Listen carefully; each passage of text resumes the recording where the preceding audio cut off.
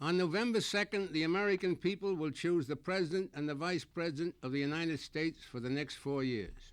They will elect the 435 members of the House of Representatives, one-third of the Senate, as well as governors, state legislators, county and city officials, and even judges. No other people any place in the world at any time in history have had a greater opportunity to decide their own future. And what will a majority of Americans do with that right in this election? Well, according to responsible predictions, they won't vote. They will throw away their most precious right. They will allow others to make their decisions for them. According to a nationwide survey by Peter D. Hart Research Associates, a respected nonpartisan organization, as many as 70 million persons who are eligible to vote may not do so. This year, Mr. Hart reports, a majority of eligible American citizens may not vote. That would be a disaster, the worst calamity for American democracy in our 200 years. To us in the labor movement, the right to vote is the most precious of all rights. Voting is not only the highest privilege, but the highest responsibility of citizenship. Upon that right and that duty to vote rests the whole foundation of democratic freedom. If Mr. Hart is right and a majority fail to vote, democratic freedom becomes ruled by the minority, not the majority. Because we feel so strongly about this principle of majority rule and democratic freedom, we are making this nonpartisan appeal to all union members and their families and to all our fellow Americans. It is a simple plea. Vote as you please, but please vote. On November 2nd, vital issues are going to be decided. Will you have a job or not? Will you be able to purchase a decent home at a price you can afford or not? Will your children get a decent chance for quality education or not?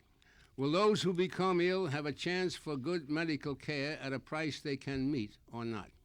Will the poor, the aged, the disadvantaged have the help they need or not? Will our cities have the money to provide protection against crime, the ability to fight fires, collect garbage, repair potholes in the streets or not? Will housewives be able to purchase food in supermarkets at prices they can afford or not?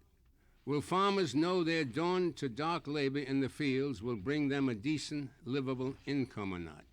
Will America move forward again or not? All of those who vote on November 2nd, no matter how they vote, will be making that decision. Those who abandon their right and their duty as citizens will be letting someone else make their decision for them.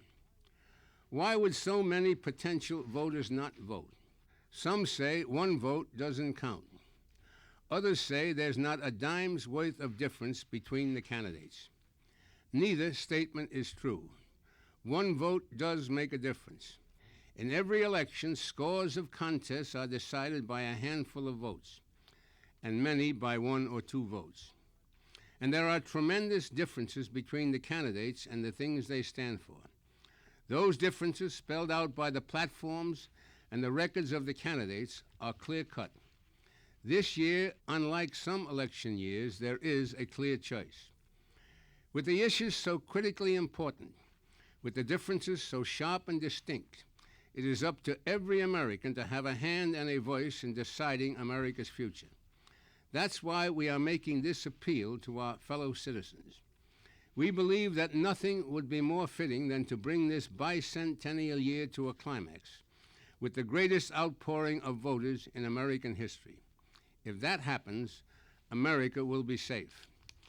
If a minority makes the decision, then the future of this land, the greatest democracy in history, is in grave danger. So we in the labor movement counsel, urge, plead with our fellow citizens. Vote on November 2nd. Vote as you please, but for your country's sake, please vote.